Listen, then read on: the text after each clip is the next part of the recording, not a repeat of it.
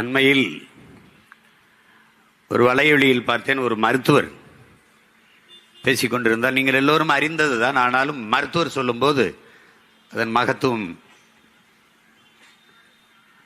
முதன்மையானது.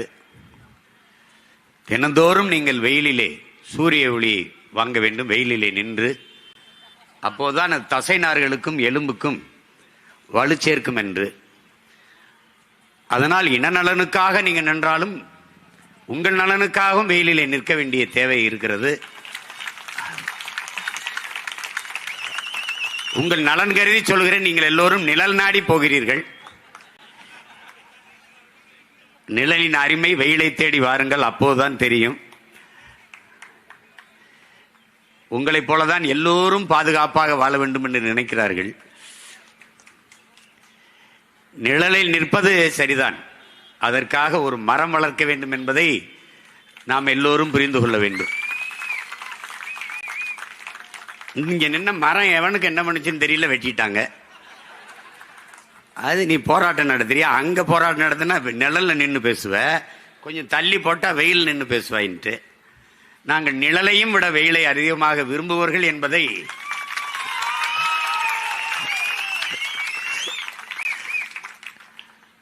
ஆட்சியாளர்கள் புரிந்து கொள்ள வேண்டும். இங்கே பேசிய நமது அன்பு தம்பி தங்கைகள், அருமை உடன் பிறந்தார்கள், சிறந்த கருத்துக்களை, தர்க்கவாதங்களை எடுத்து வைத்து உரையாற்றினார்கள். பெரியார் அவர்கள், ஐயா பெரியார் அவர்கள் சொன்னதுதான், நீ மானமுள்ள 1000 பேரோடு சண்டை போட்டு விடலாம், மானங்கட்ட ஒருத்தனோடு சண்டையே போட முடியாது என்று. அவர் தான் சொன்னாரு, மானமும் அறிவும் மனிதனுக்கு அழகுன்னு. அதை படிச்ச நம்மெல்லாம் மான அறிவோடு இருக்கிறோம். பக்கத்துல இருந்து படுத்து ஒரே தட்டில் சாப்பிட்டு விரல் பிடிச்சி நடந்தோம், நிழல்லே வளர்ந்தோம்ங்கிறவெல்லாம் மானம்னா என்ன வேலை, அறிவுனா என்ன வேலைன்னு. இங்கே பெருந்துயரம் நிகழ்ந்து விட்டது. அருகிலே இருக்கிற நமது சகோதர மக்கள் வாழ்கிற கேரளாவில் வயநாடு. கேரளாவே மிக அழகான ஒரு நாடு. அதிலே வயநாடு மிகவும் மிக ஒரு அழகு வாய்ந்த ஒரு நிலப்பரப்பு. நம்முடைய கொடைக்கானல், ஊட்டி, ஏற்காடு போல ஒரு அழகியல் நிலப்பரப்பு. அது கடவுளின் தேசம் என்று கவிஞர் பெருமக்கள், அறிவார்ந்த அறிஞர்கள் எல்லோரும் அதை பாராட்டுவார்கள். என் அருமை தம்பி தங்கைகள், என் அருமை உடன் பிறந்தார்கள், இந்தியா நிலப்பரப்பு முழுமைக்கும் நீங்கள் பயணம் செய்து பாருங்கள். விண்ணூர்தியில் கேரளாவுக்குள் பறக்கும் போது விண்ணூர்தியில் இருந்து கீழே குனிந்து பாருங்கள். ஆங்காங்கே வெள்ளையாக சில கட்டிடங்கள் தெரியும், ஆங்காங்கே. அங்கிருந்து தமிழ்நாட்டுக்கு வந்து இறங்குங்கள், ஆங்காங்கே பச்சையாக ஏதாவது தெரியும்.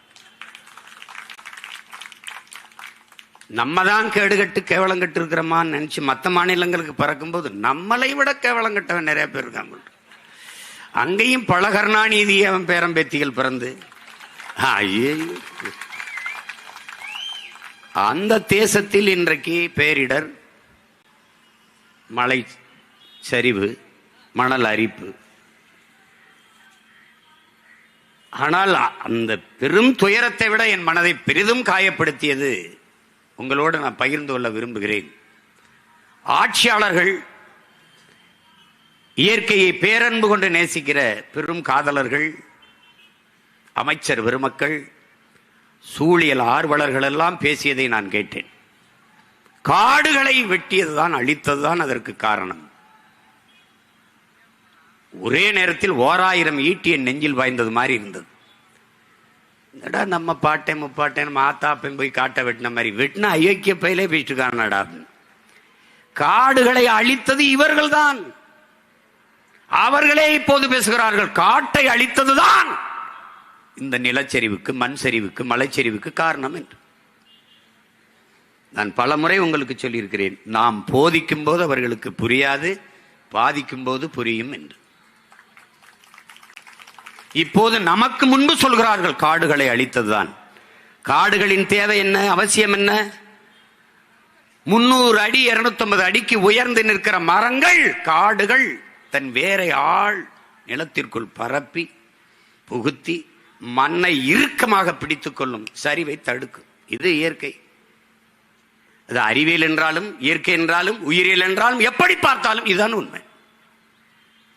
நீ அதை வெட்டுன, குட்ட பயிர தேயிலை காஃபியை போட்ட, அரிச்சிட்டு போயிடுச்சு. ஒரு சங்கிலி தானே என் உடன் பிறந்தவர்களே, ஒரு சங்கிலி தானே, ஒரு இணைப்பு. அது உயிர் சங்கிலியா இருக்கட்டும், உணவு சங்கிலியா இருக்கட்டும், எல்லாம் 6 மாவட்டங்கள் அங்கிருந்து மேற்கு தொடர்ச்சி மலை அப்படியே வருது, கன்னியாகுமரிக்குள்ள இப்படி வந்து ஒரிசா வரை போகுது. கன்னியாகுமரியில் பல ஆயிரக்கணக்கான வெடிமருந்து டன் எடையுள்ள வெடிமருந்துகளை வச்சு தகர்த்து என்னுடைய மலையை நொறுக்கி எடுத்துட்டு போனேன். 3 கிலோமீட்டருக்கு அங்க மலையை தகர்ப்பதற்கு, கல்குவாரிக்கு அங்க பாம் வைக்கும் போது, வெடிமருந்தை வைக்கிற போது, தொலைதூரத்தில் இருக்க கிராமத்தில் இருக்க வீடுகளின் சுவர்கள் வெடிக்கும் போது, இங்கே நீ வைக்கிற மலையில் அதிர்வு அங்கே வெடிக்காதா? இந்த அடிப்படை அறிவு ஏன் உங்களுக்கு இல்லை? எல்லோரையும் கொண்டு விட்டு துறைமுகம் வெட்டி பிணத்தை ஏற்றுமதி செய்ய போகிறாய்? என்னத்தை ஏற்றுமதி செய்ய போகிறாய்? இதற்கு யாரிடத்தில் பதில் இருக்கிறது? யாரிடத்தில்? எப்படிப்பட்ட அறிஞர்கள் வாழ்கிற நிலத்திலே நீங்கள் ஆட்சியாளர்களிடத்திலே அவர்கள் ஆட்சியின்களை வாழ்கிறீர்கள்? நீர் வழிந்து ஓடுகிற காவாய்கள், தாரைகள், அரிப்பு ஏற்படுது என்று இருபுறமும் கான்கிரீட் சுவர்கள், சிமெண்ட் செங்கலை வைத்து, கற்களை வைத்து கட்டி எழுப்புவதை உலகத்தில் எந்த நாட்டில், எந்த நாட்டு அறிஞர் நீர் மேலாண்மையில் இது செஞ்சிருக்கான் பார்த்திருக்க? உன் முன்னோர்கள் அப்படிதான் செஞ்சானா? கரையை அரிக்கிறது, மண்ணை அரித்துக் கொண்டு நீர் ஓடுகிறது என்றால் தடுப்பதற்கு இருக்கிற ஒரே வழி கரை நடுக, மரம் நடுக. இது அடிப்படை அறிவு. அதை செய்யாம காங்கிரீட் மதில் சுவர் இப்படி சிமெண்ட போட்டா இந்த இருவோரமும் கசிந்து கசிவு நீர் பாசனத்திற்கு பல லட்சம் ஏக்கர் காய்ந்து கிடக்கிறது.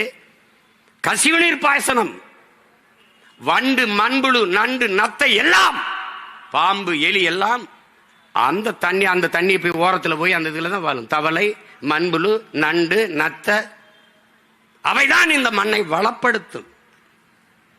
நீ சிமெண்ட போட்டா எங்கடா போய் இது வாழும்? இங்க வாழும். இங்க பேசிட்டு இருந்த நம்ம அம்மா பேசினாங்கல்ல, பேராசிரியர் அம்மா தமிழ்ச்செல்வி, ஒரு ஏரியெல்லாம் ஆக்கிரமிச்சிட்டாங்க. நம்ம நின்று பேசுற இடமே ஏரிதானே தாயே.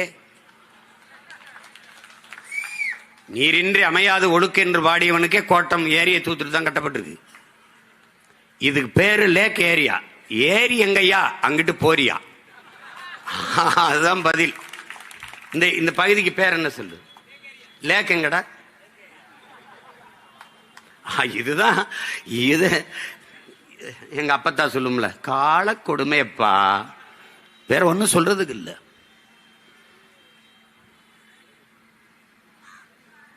புதுசா சொல்லுவான், மேகம் வெடிச்சிருச்சுன்ட்டு. குண்டு வச்சது யாரா? புவி வெப்பமாயிருச்சுமா? வெப்பமா ஆச்சா? நீ ஆக்குனிய? பருவநிலை மாறிச்சு, மாத்தினியா மாறிச்சா? தம்பி, நீ வசமா எங்கிட்ட சிக்கிட்ட தம்பி. நீ என்னை தேடி வந்துதான் தீரணும், வழியே கிடையாது. நீயா புதுசா சிந்திச்சு பேசுற மாதிரி பேசுவ. நான் பேசினதான் பேசுவேன். என்கிட்ட உன்ட்ட அதிகாரம் இருக்கு, ஊடகம் இருக்கு. எப்படி இருக்கு பாரு. ஐயா ஸ்டாலின் அவர்கள் திடீர்னு பார்த்தா வணிகர்கள் ஒரு 5-6 பேரை உட்கார வச்சுட்டு, எங்கும் தமிழ் இல்லை, தமிழகத்தில் தமிழ் இல்லை என்று யாரும் சொல்லக்கூடாது. யாரோ சொல்றான். ஐயா நீங்க சொல்லல. நீங்க தெருவில் போகும்போது கண்ணை நல்லா மூடிக்கிட்டு குதிரைக்கு கடிவாளம் அப்படியே போறீங்க. தெருவில் இருபக்கம் பார்க்கல. எங்கும் தமிழ், எதிலும் தமிழ். முழக்கத்தை நீங்க முன்வைக்கல. திராவிட எங்க இது முன்வைக்க போறான்? முன்வைத்தது எங்கள் முன்னவர்கள். வீழ்வது நாமாக இருந்தாலும் வாழ்வது தமிழாக இருக்கட்டும். அதை முன்வைத்தது எங்கள் முன்னவர்கள். தமிழகத்தின் தமிழ் தெருவில் தமிழ், அதையும் முன்வைத்தது எங்கள் முன்னவர்கள். மணக்க வரும் தென்றலிலே குளிராயில்லை, தோப்பில் நிழலாயில்லை, தனி பெரிதாம் துன்பம் இது தமிழகத்தின் தமிழ் தெருவில் தமிழ்தான் இல்லை. இது எங்கள் தாத்தன் புரட்சி பாவலன். தாயை பழித்தவனை யார் தடுத்தாலும் விடாதே, தமிழை பழித்தவனை உன் தாயை தடுத்தாலும் விடாதேங்கிறான். இப்ப நாங்க என்ன செய்யலாம் நீங்க சொல்லுங்க. பேரு தமிழ்நாடு என் உடன் பிறந்தவர்களே, தமிழுக்கும் தமிழர்களுக்கும் இது சுடுகாடு. எங்க தமிழ் இருக்கு? எங்க தமிழ் இருக்கு? ஒண்ணு இல்ல, நீ எவ்வளவு பெரிய அறிவார்ந்த நாட்டுல வாழ்றாயின்னு மட்டும் பாரு. இந்த இடத்துல என்ன எழுதிருக்கு பாரு, நடைபாதை நடப்பதற்கு. நடைபாதை நடப்பதற்கு என்று கூட தெரியாத அடிப்படை அறிவில்லாத மக்களாக இந்த சமூகத்தை உருவாகியிருக்கான். சூடு ஆறிடுச்சு. ஏன்னா நான் சூடாயிட்டதுனால இவனுக்கு முன்னாடி நம்ம சாதாரணம்னு அது ஆறிடுச்சு. சரி ஆயிடுச்சு. இதுதான் இவங்க. அந்த ஒரு நாள் அறிக்கை அது யாருக்காக விடப்பட்டதுன்னு உனக்கு தெரியும். அது தமிழ் இல்லைன்னு யாரும் சொல்லக்கூடாது. நீங்க உணரல. கடத்தெருவில் தமிழ் இல்ல, வீதியில தமிழ் இல்ல. தமிழை நேசிக்கிற பெருந்தகையே, சென்னை கடற்கரையில் சென்று பாருங்கள். நம்ம சென்னை என்று எழுதியிருக்கிறது. நம்ம சென்னை என்று எழுத்திருக்கிறது. என் தம்பி தங்கைகள் போனா பாருங்க. நம்ம தமிழ்ல இருக்கு. சென்னை எந்த மொழியில் எந்த எழுத்தில் இருக்குது? தமிழ் வாழ்க. திராவிட மாடல். திராவிடம் சமஸ்கிருதம், ஆங்கிலம் மாடல் இங்கிலீஷ், தமிழ் வாழ்க. இதாண்டா இவங்க ஆட்சி முறை.